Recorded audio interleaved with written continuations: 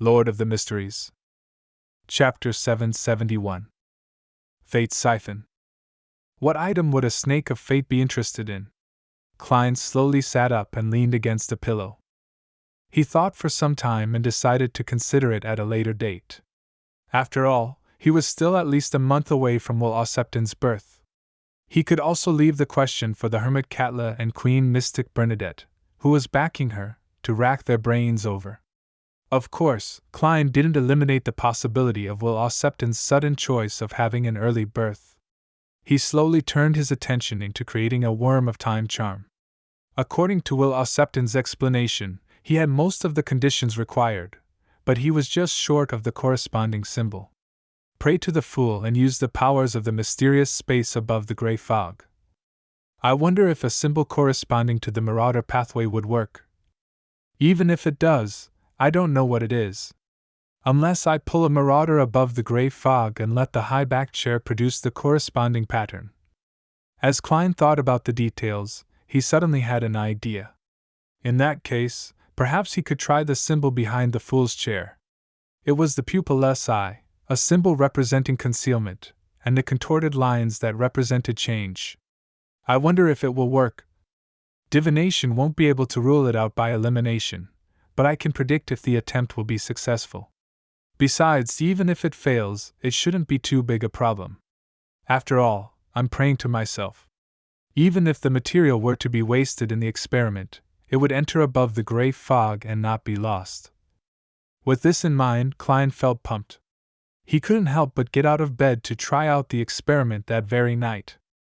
A material like the Worm of Time that's left behind by a Marauder demigod at Amon's level still has its essence, and level even if it's dead. When using it for a charm, it might not reach the level of an angel for various reasons, but it wouldn't be too far off. It'll be about the peak strength of a saint. If Klein succeeded, it would be equivalent to having an additional trump card. At critical points in time, it might give him an additional life. So how could he not be excited and expectant? I can only stir some of the powers of the mysterious space above the gray fog. The level of the Worm of Time charm will likely drop a little more. But regardless, it will definitely be like the 9th law given to me by Admiral Amirius. If I use the Blatherer's aura to create a high-level charm in the Devil Domain, it will likely be at the level of the 9th law. Unfortunately, I wouldn't dare to pray to the dark side of the universe. Klein wore his pajamas as he stood barefooted. He took 4 steps counterclockwise on a thick carpet as he chanted the incantation before entering above the gray fog. Sitting at the fool's seat at the end of the long bronze table, he conjured a dark red fountain pen and yellowish-brown goatskin. He wrote down the corresponding divination statement. The charm I'm about to begin making will be successful. Unwinding the spirit pendulum from his wrist, Klein held it with his left hand and entered the state of cogitation. After repeating the divination statement 7 times, he opened his eyes and saw the topaz spinning counterclockwise at a rather slow speed and ordinary amplitude. This means that it will succeed.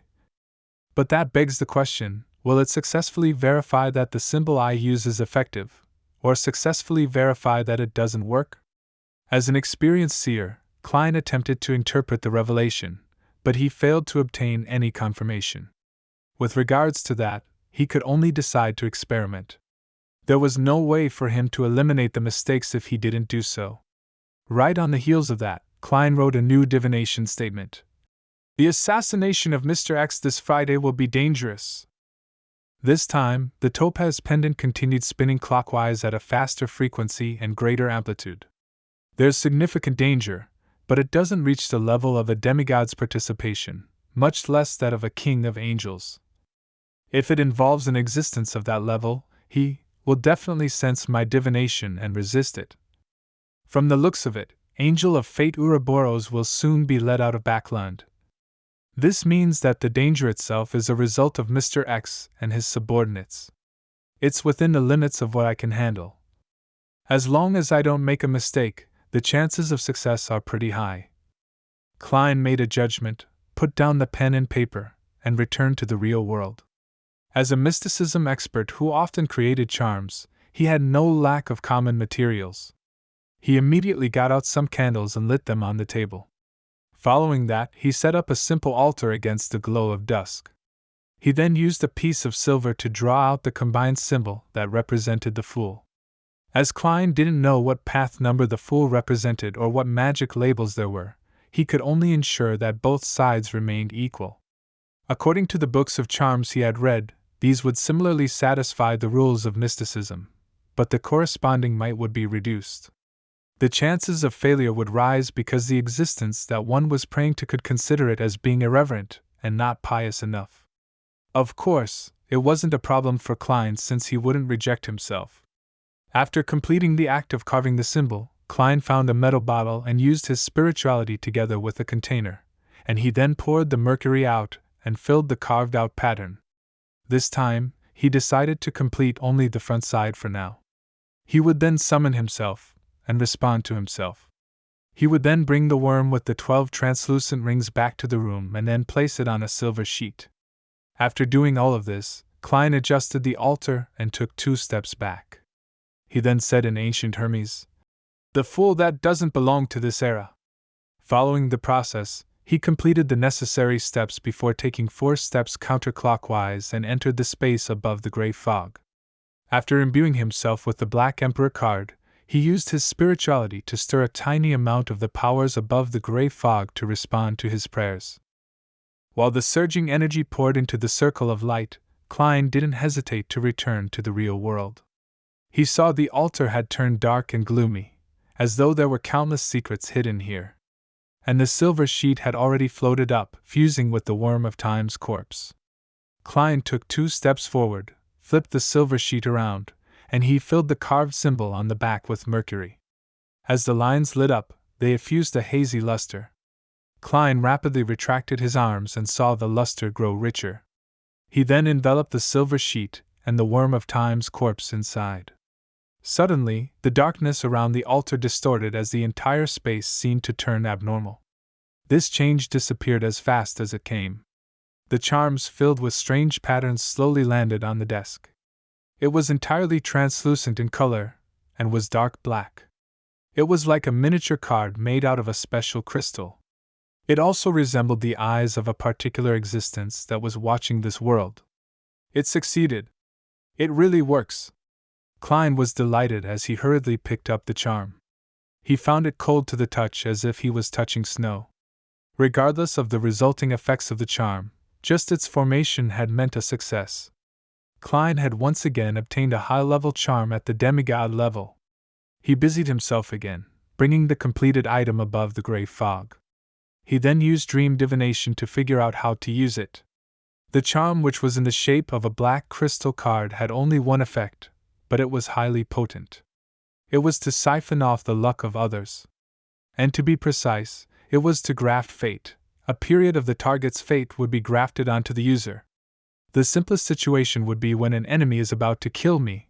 I'll use this charm, siphoning off his fate of surviving, as well as grafting the fate of impending death onto him. Then, the situation would be developed into him clearly succeeding, only for him to die. It does match the Marauder pathway's usual traits, but it's more sinister and terrifying.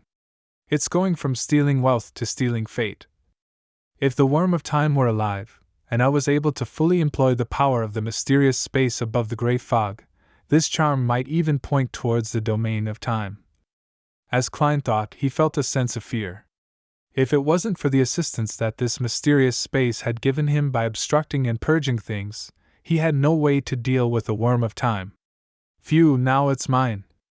I can't call it a Worm of Time anymore. I'll just call it Fate's Siphon. Klein once again got busy as he brought back the Fate's Siphon charm to the real world.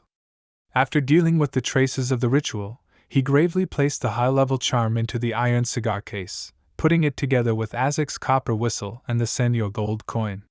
He then sealed and isolated the case with a wall of spirituality. Being in a good mood, Klein didn't feel sleepy. He drew the curtains a little and allowed the crimson moonlight to shine in, illuminating his room with tranquility and silence. While he was enjoying the scenery, he suddenly saw a figure sneak out from Member of Parliament Mock's house as it approached amidst the shadows. It was none other than Hazel Mock. She once again headed for the sewers, removed the manhole cover, climbed down, and didn't forget to close the cover. Why is she always heading into the sewers? It's not likely for her to be heading to other areas from here to act like a superhero in the mysterious world. After all, each trip doesn't take her more than an hour. Unless she has very reliable intelligence, it's difficult to achieve anything. Besides, this will make it easy for her to be caught by the official Beyonders. Together with the scene provided to me by Rhodes, she's likely finding something. It's very easy for her to encounter danger if she keeps heading into the sewers. Klein stood behind the curtain gap as he observed what was happening under the serene night. He didn't attempt to warn Hazel or let the wraith possess her to let her understand the dangers of the Beyonder world. Firstly, this was because he had quite a subjective view that Hazel's sense of superiority was due to a result of her lacking knowledge and mysticism, so he couldn't be sure. Secondly, he wasn't sure how she had obtained Beyonder powers and a mystical item.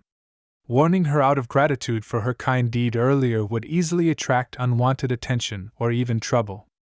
After enjoying an evening of peace, Klein returned to bed and slept till daybreak. Before Richardson entered, he turned into Gehrman's sparrow and prayed to the fool. I can accept the mission, but regardless of the outcome, I want a stone from that bracelet of yours, as well as the ability to use that spell book of yours for some time. If it succeeds, all spoils of war will be mine.